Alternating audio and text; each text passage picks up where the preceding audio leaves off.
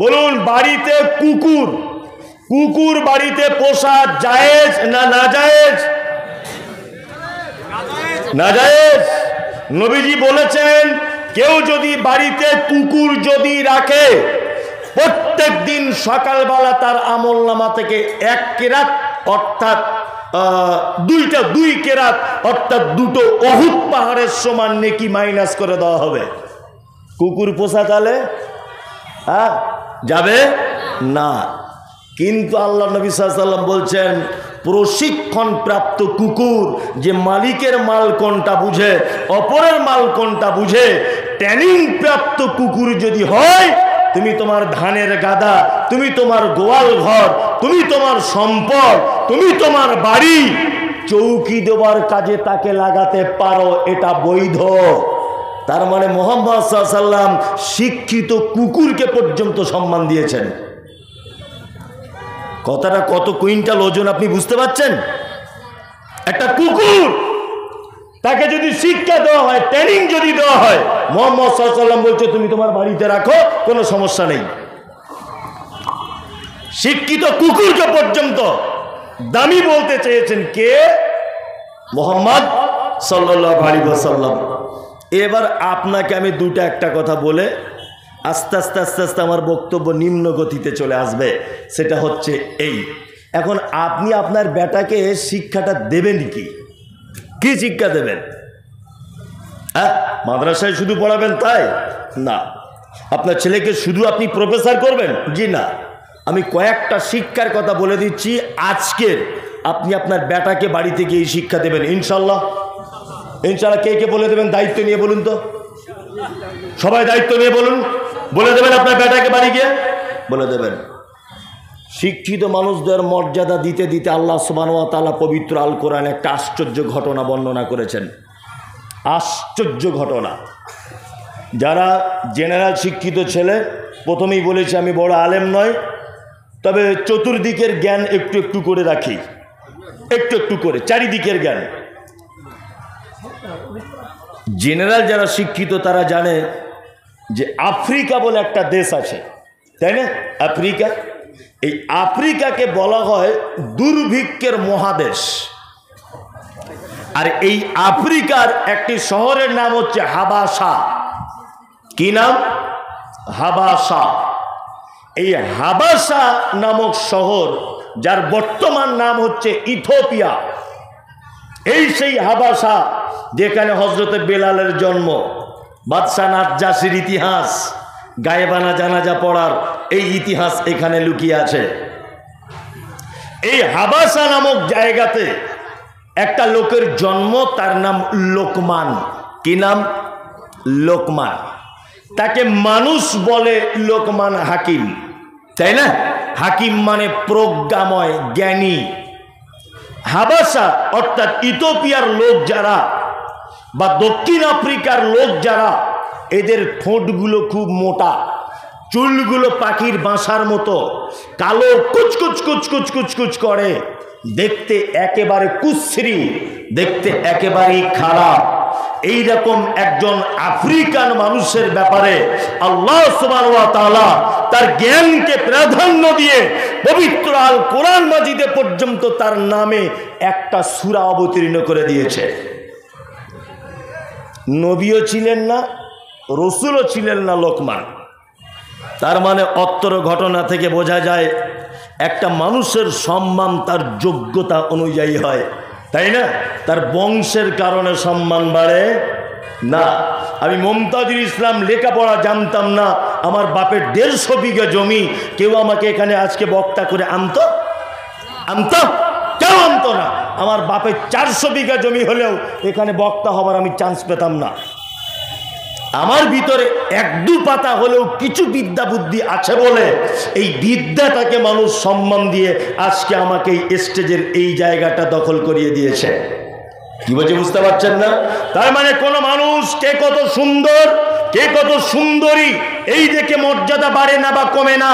কোন মানুষের কত সম্পদ, এই দেখে তার মর্যাদা বাড়ে না বা কমে না, কে কত লম্বা এই দেখে কারো মর্যাদা বাড়ে না বা কমে না। মানুষের সম্মান বাড়ে তার যোগ্যতা অনুযায়ী, তার শিক্ষাগতার অনুযায়ী। এই জন্য আল্লাহ সুবহানাহু ওয়া তাআলা একজন শিক্ষিত মানুষকে পবিত্র আল কোরআনে, যে লোকটা সাধারণ একটা লোক, নবীও নয়, রসুলও নয়, কেউ নয়, সাধারণ লোকের নামে একটা কোরআনের সূরা অবতীর্ণ করে দিলেন, তার নাম লোকমান। লোকমান কত জ্ঞানী দেখবেন। লোকমান ছাগল চড়ানো কাজ করতেন। একদিন মালিকের বাড়িতে লোকমান বসে আছে। তা মালিক লোকমানকে জিজ্ঞাসা করছে, লোকমান, ওই লোকমান, আজকে বাড়িতে রান্না হলো কি? লোকমান তখন বলছেন বকরি। বাড়ির মালিক তখন বলছে, এক কাজ করো লোকমান, বকরির দেগের ভিতরে সব থেকে উৎকৃষ্ট দুটি অঙ্গ আমাকে এনে দাও, আমি খাবো।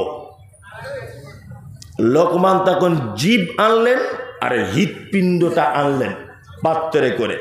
মালিক খেলেন, কষা কষা রান্না। কিছুদিন পর লোকমান হাকিমকে তার মালিক আবার বলছে, লোকমান, ও লোকমান, কি রান্না হলো বাড়িতে? বলছে বাড়িতে রান্না হয়েছে বকরি। বলছে বকরির দেহের একেবারে নিকৃষ্ট দুটো অঙ্গ আমাকে এনে দাও, আমি আজকে খাবো। লোকমান হাকিম প্রথম দিন আনলেন উৎকৃষ্ট অঙ্গ, তার নাম জিভ আর হৃৎপিণ্ড, আর দ্বিতীয় দিনেও এনেছেন জিভ আর হৃৎপিণ্ড। মালিক তখন রেগে গিয়ে বলছে, এই লোকমান, এই প্রথম দিন তুমি বললে নিকৃষ্ট এই দুটো, আবার আজকে বললে উৎকৃষ্ট এই দুটো। তখন লোকমান বলছেন, জাহাবান আপনি শুনুন, কোনো মানুষের এই দুটো জিনিস যদি ভালো থাকে তাহলে সে আল্লাহর কাছেও ভালো, সে পৃথিবীতেও ভালো। এই দুটো জিনিস যদি কারোর খারাপ হয়ে যায় তাহলে সে দুনিয়াতেও অপমান, আখেরাতেও অপমান। সারা পৃথিবীর ইতিহাস খুলে দেখুন, যারা জেনারেল লাইনের ছাত্র আছে, যত বিপ্লব হয়েছে, যত বিদ্রোহ হয়েছে, যত সাম্প্রদায়িকতা হয়েছে, যত মারামারি হয়েছে, যত যুদ্ধ হয়েছে, সমস্ত পিছর কারণে হচ্ছে, সমস্ত কিছুর মূলে হচ্ছে জবান। জবান হচ্ছে সব কিছুর মূলে। গতকাল জবান কত খারাপ জিনিস। গতকাল হাওড়া জেলাতে একটা প্রোগ্রাম করছিলাম, সোশ্যাল মিডিয়াতে দেখেছেন। হাওড়া জেলাতে বাগনান থানা, আমার গাড়ি ড্রাইভার আমার সাথে আছে, আরো একজন ছিল, সেও আছে। প্রোগ্রাম করে স্টেজ ছেড়ে বার হয়েছি তখন 2টা বাজে। বার হয়েছি 2টা বাজে। গাড়িটা ছেড়েছি, 500 মিটার পৌঁছেছি। 4-5 জন যুবক ছেলে দেখছি হাতে বাঁশ নিয়ে দাঁড়িয়ে আছে, মানে আমাকে অ্যাটাক করবে। গাড়ি কাঁচ আমার খোলা ছিল, কাঁচ দিয়ে শুনতে পেলাম 2-3টে ছেলে গাড়িটা দাঁড় করাতে চাইলো। আমার ড্রাইভারকে বললাম 1 সেকেন্ডের জন্য গাড়ি দাঁড় করাবে না, গাড়ি আগে দেখাও।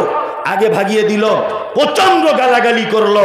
জলসার আমার তখন স্মরণ হয়েছে, জলসা তো ভেঙেছে, হাজার হাজার শ্রোতা হয়েছে। ওই এলাকায় নতুন গেছি, সবাই পিছনে পিছনে আসছিল শ্রোতারা। আমি গাড়িটা দাঁড় করালাম, তাদের কাছে গিয়ে বললাম, এই ভাই, তুমি আমাকে গালাগালি করলে কেন? কেন গালাগালি করলে বলো? কিছু আর কথার উত্তর দিতে পারে না, কোনো কথার উত্তর নেই। একজন দেখলাম পালিয়ে চলে গেল, আর একজনকে গিয়ে ধরলাম জামার কলাটে, দাঁড়া, তোর কোন বাপ আছে আমাকে বাঁশ দিয়ে মারতে এলি আর আমাকে গাল দিলি? এটা তোকে আজকে দেখিয়ে ছাড়বো। ধরে রেখে দিলাম। অজস্র মানুষ মারধর করলো ছেলেটাকে, যা ইচ্ছা তাই। 5 মিনিটের ভিতরে দেখছি আমার গাড়ি লক্ষ্য করে বড় বড় বোম মারছে, মানে পরিকল্পিতভাবে বোম মারছে। আশ্চর্য ব্যাপার। এ আবার কেমন? সঙ্গে সঙ্গে থানাতে ফোন করলাম, ওখানকার সাব ইন্সপেক্টর এসেছেন। উনি এসে আবার আমাকে ওখান থেকে গাড়ি করে 4-5টা পুলিশ গাড়ি নিয়ে উদ্ধার করে আবার আমাকে হাওড়া পর্যন্ত পৌঁছিয়ে দেওয়া হলো। এই তো অবস্থা। সারা পৃথিবীতে যত মারামারি দাঙ্গা হাঙ্গামা হয়েছে, সব হয়েছে জবানের মাধ্যমে। ওই ছেলেটা যদি আমাকে গালাগালি না দিত, আমি দাঁড়াতাম না, ঝামেলাও হতো না। 4 জনকে অলরেডি অ্যারেস্ট করা হয়ে গেছে, আবার হয়তো আমাকে কালকে যেতে হতে পারে। যাই হোক, আমি ওই কথা বলতে চাইনি, আমি আপনাকে বোঝাতে চাইছি এটা, যে জবান হচ্ছে পৃথিবীর সব থেকে খারাপ জিনিস, দূরে থাকবেন এর থেকে। লোকমান হাকিম তার বেটাকে কয়েকটা উপদেশ দিচ্ছেন। এবার আমি আপনাদের সেই উপদেশগুলো দেব একটা একটা করে।